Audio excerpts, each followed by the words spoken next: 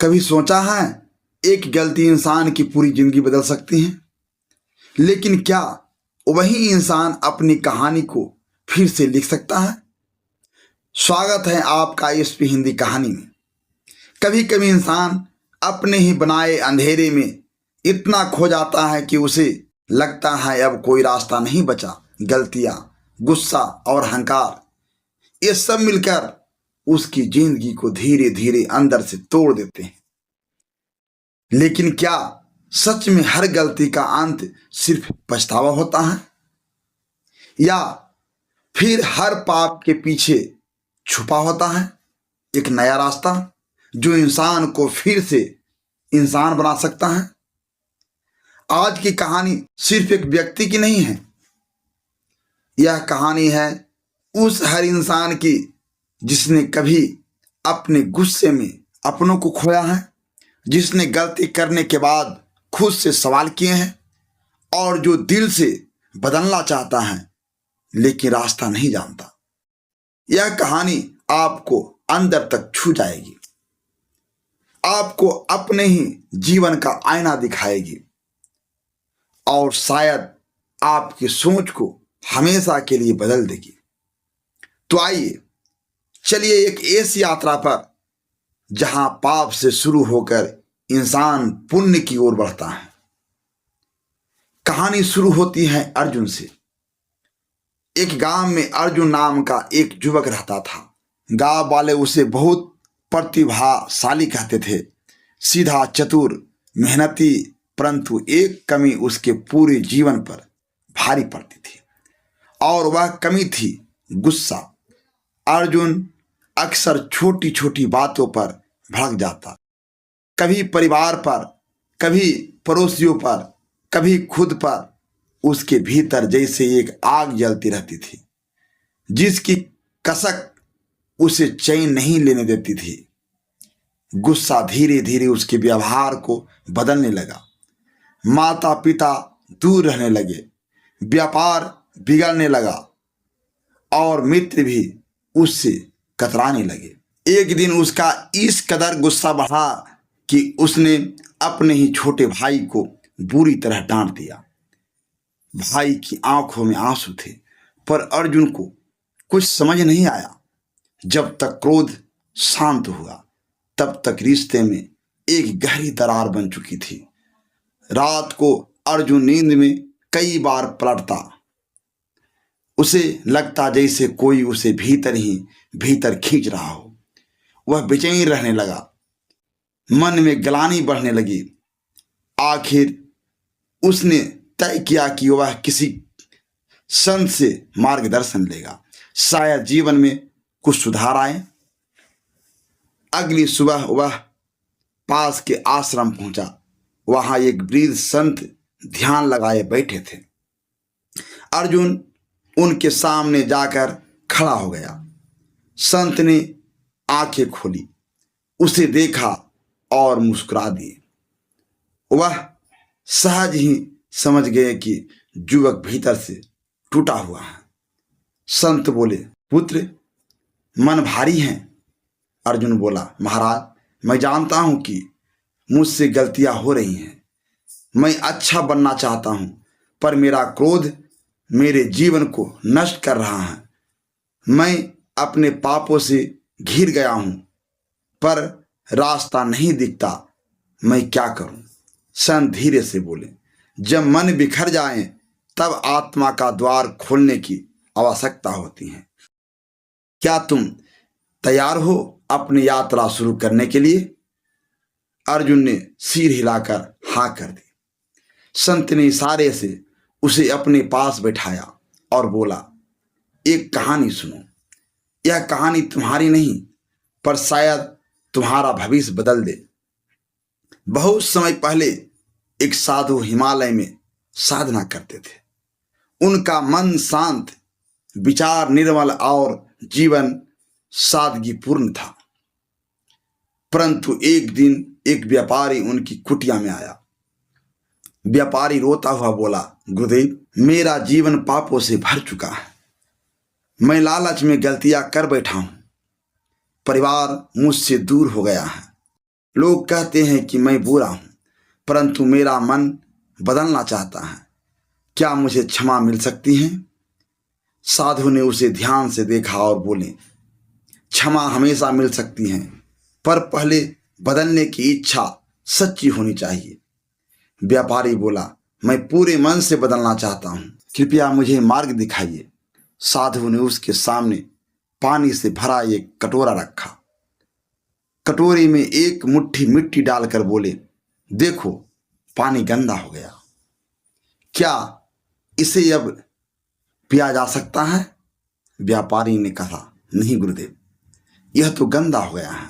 साधु मुस्कुराए और कटोरे को पास की नदी में उड़ेल दिया। कटोरा साफ हो गया। फिर बोल पड़े, जैसे यह पानी साफ हो सकता है, वैसे ही तुम्हारा जीवन भी साफ हो सकता है, पर शर्त यह है कि तुम गंदगी को पकड़कर मत रखो। व्यापारी ने पूछा, लेकिन कैसे? साधु बोले, 3 चीजें अपना लो। पहली, अपने किए हुए गलत कर्मों को स्वीकार करो। दूसरी, उन्हें सुधारने का संकल्प लो। तीसरी, आगे के जीवन में अपने हर कर्म को ईश्वर को साक्षी मानकर करो। व्यापारी ने इन 3 बातों को स्वीकार किया और वर्षों बाद वह वही व्यक्ति नहीं रहा। वह गांव में सम्मानित, प्रिय और दयालु बन गया। लोग कहते थे कि उसके घर में लक्ष्मी इसलिए आती हैं क्योंकि उसने अपने भीतर बसे राक्षस को हरा दिया है। अर्जुन की आंखें खुल जाती हैं। संत की बात सुनकर अर्जुन का मन भीतर तक कांप गया। उसे लगा जैसे यह कहानी उसी के लिए कही गई हो। उसने सिर झुकाकर कहा, महाराज, क्या मैं भी बदल सकता हूं?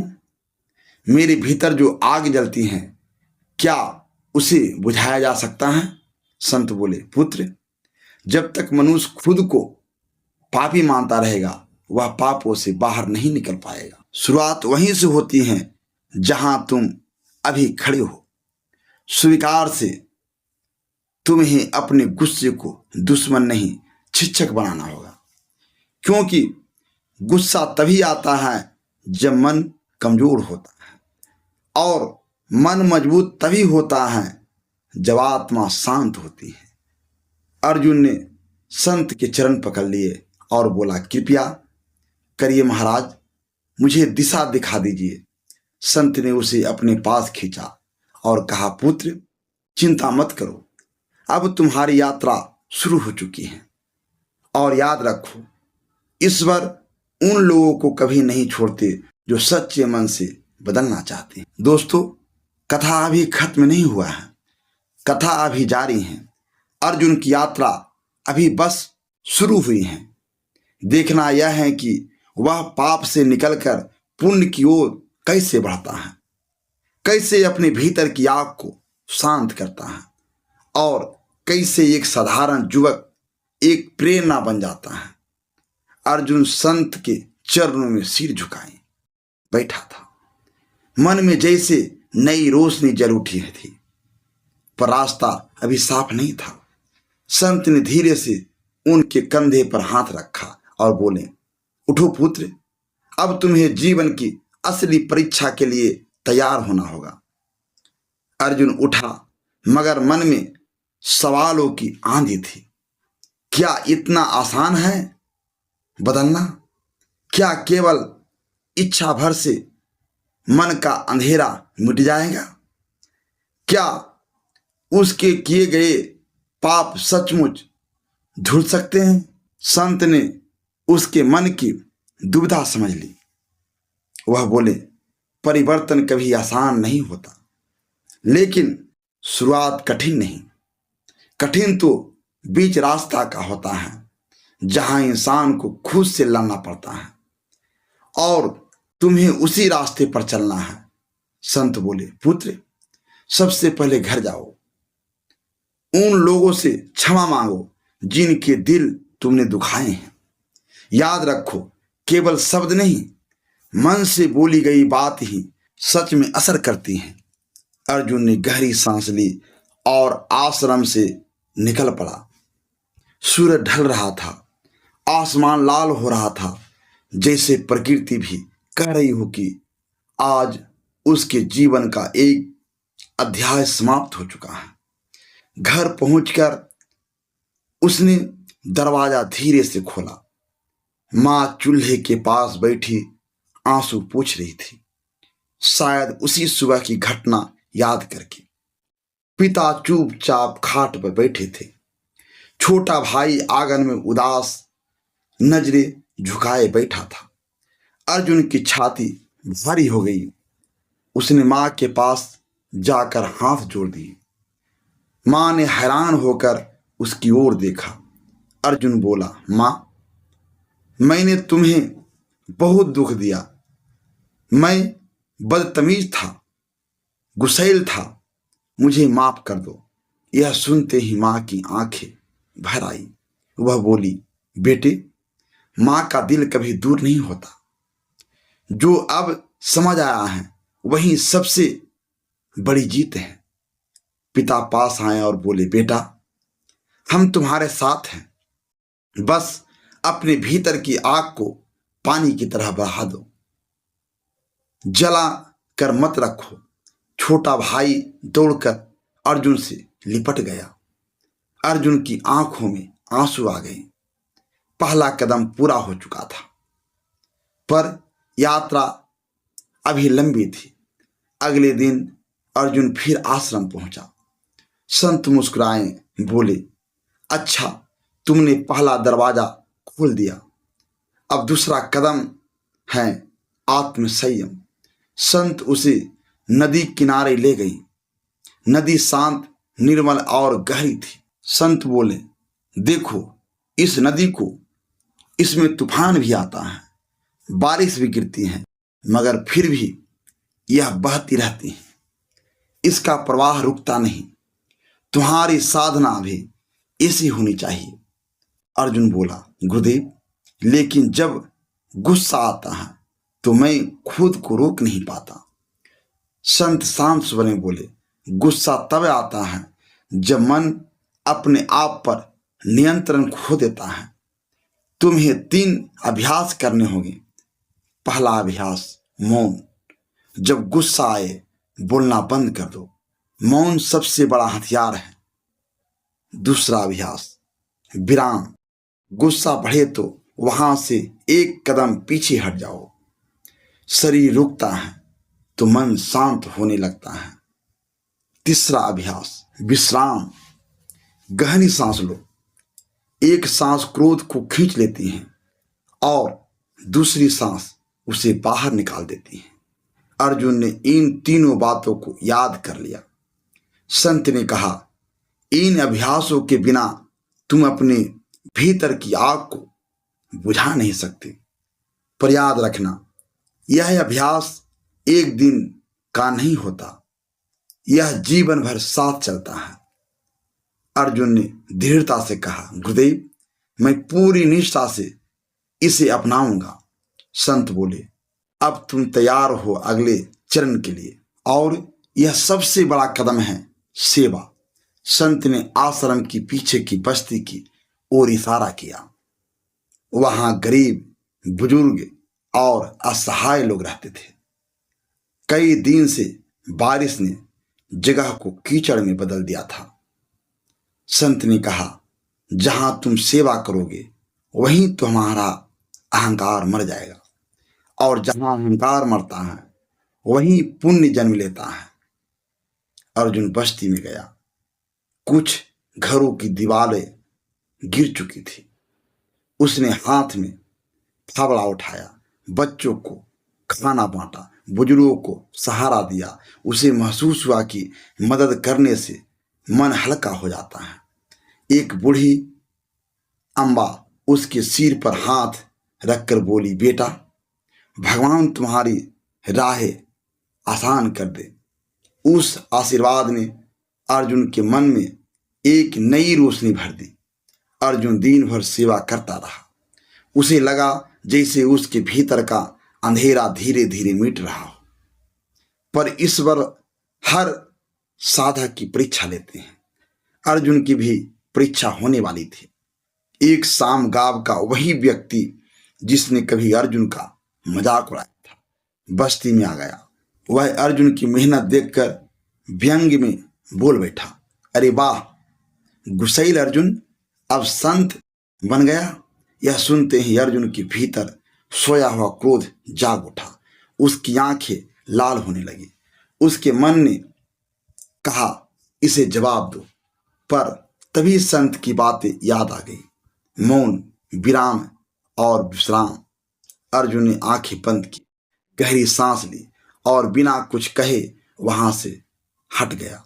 कुछ ही क्षणों में उसका क्रोध शांत हो चुका था। वह स्वयं चकित था कि वह खुद पर नियंत्रण कर पाया। संत पास आए और बोले, पुत्र, आज तुमने सबसे बड़ी जीत हासिल की है। बाहर का शत्रु तो कभी कभी मिलता है, पर भीतर का शत्रु रोज मिलता है, और तुमने आज अपने भीतर के राक्षस को पराजित कर दिया। अर्जुन के चेहरे पर विनम्रता थी। उसे महसूस हो गया, यही है सच्चा पुण्य, अपनी प्रवृत्ति पर विजय पा लेना। महीनों की साधना के बाद अर्जुन अब पहले जैसा नहीं रहा था। वह शांत, विनम्र, दयालु और संयमी बन चुका था। गांव के लोग उसे सम्मान देने लगे और उसका छोटा व्यापार भी बढ़ने लगा। घर में खुशहाली लौट आई। लेकिन अर्जुन कभी नहीं भूला कि वह कौन था और किस गलती से उसने अपना जीवन खोया था। वह हर सुबह सेवा करता, दोपहर में काम करता और शाम को साधना करता। एक दिन संत ने उसे बुलाया और बोले, अब तुम तैयार हो। तुम पाप की राख से उठकर पुण्य की ज्योति बन चुके हो। अब तुम्हारा जीवन केवल तुम्हारा नहीं, यह उन लोगों का भी है जिन्हें तुम्हारी रोशनी चाहिए। अर्जुन के मन में एक शांति उतर आई। वह समझ चुका था कि मनुष्य का असली परिवर्तन बाहर नहीं, भीतर होता है। दोस्तों, जिंदगी में गिरना गलत नहीं है, गलत है गिरकर वहीं रुक जाना। गलतियां हर इंसान से होती हैं, लेकिन जो इंसान अपनी गलती को समझकर खुद को बदल लेता है, वही असली विजेता बनता है। अर्जुन की तरह अगर हम भी अपने भीतर के गुस्से, अहंकार और बुराइयों को पहचान ले, तो यकीन मानिए हमारी जिंदगी भी बदल सकती है। अगर इस कहानी ने आपके दिल को छुआ है, आपको कुछ नया सोचने पर मजबूर किया है, तो इसे यही मत रोकिए। इस कहानी को ज़्यादा से ज़्यादा शेयर करें ताकि और लोग भी इससे सीख सकें।